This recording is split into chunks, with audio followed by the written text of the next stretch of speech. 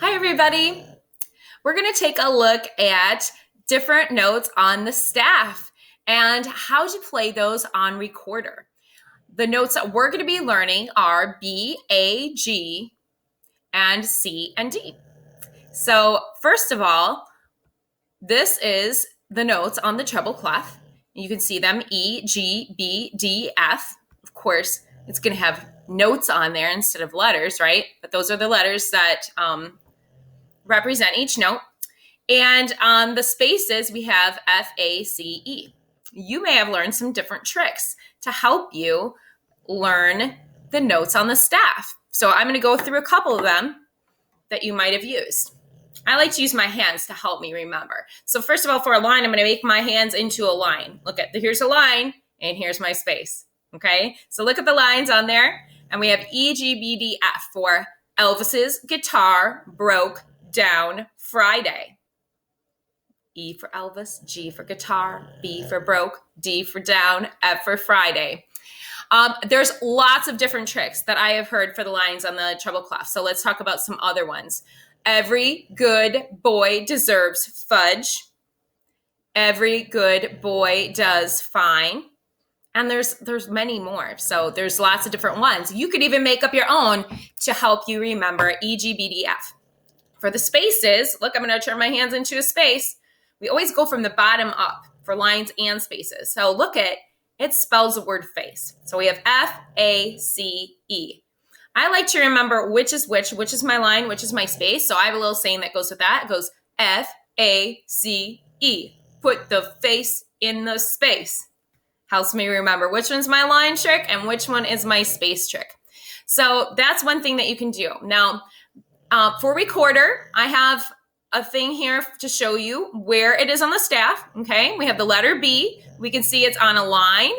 Elvis's guitar broke. B is right here on the third line, the middle line on the staff.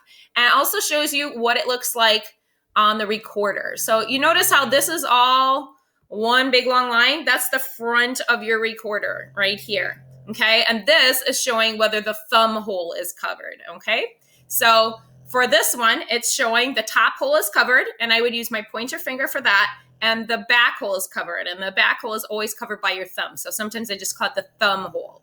Okay, so that is what B looks like on your recorder. All right, then we're going to have A, which is really similar. Okay, if I look at my staff, I notice that's on a space. It's 1, 2, the second space up. So it's F, A. It's letter A on that second space. Look at, just like B, it has the thumb hole and pointer covering that. Now I'm going to add the next finger, which is my middle finger, to that second hole down in the front. And that is letter A. And then we're going to have letter G. Look at it. It's 1, 2. It's the second line on the staff. And for Elvis's guitar, or every good, whichever trick you happen to use. And then I have the next finger down. So what does that look like? Look at the picture on the poster here. It has the 3 top holes are covered with my left hand, right? And my thumb hole in the back. That's what G looks like. All right. Then after we learn B, A, G, our first couple songs are going to be using B, A, and G. Then we're going to add C. And C looks like this. I like to make an A first, is what I like to do. Let's look at where it is on the staff. Let's see. F, A, C. The third space up, right?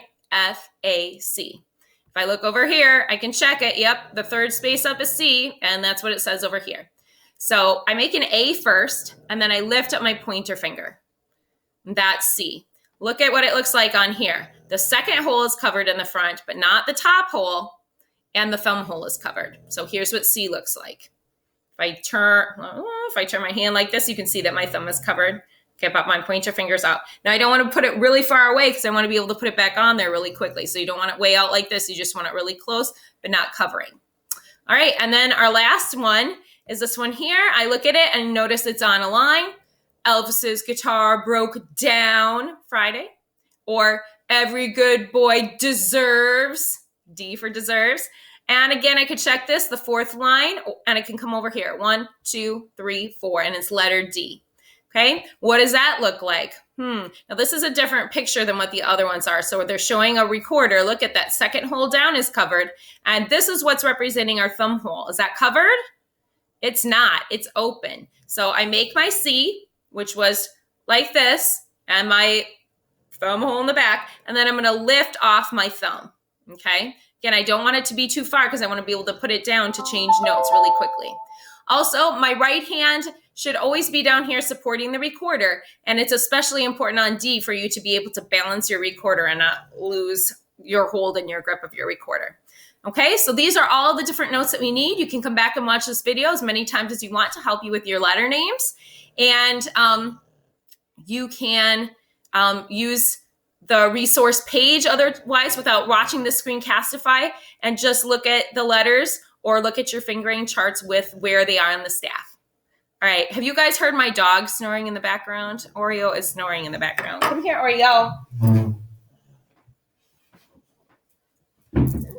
She might have been snoring in other videos. Oh no, I just woke her up. Sorry, Oreo. Oh, she's tired. All right, you guys have a good day.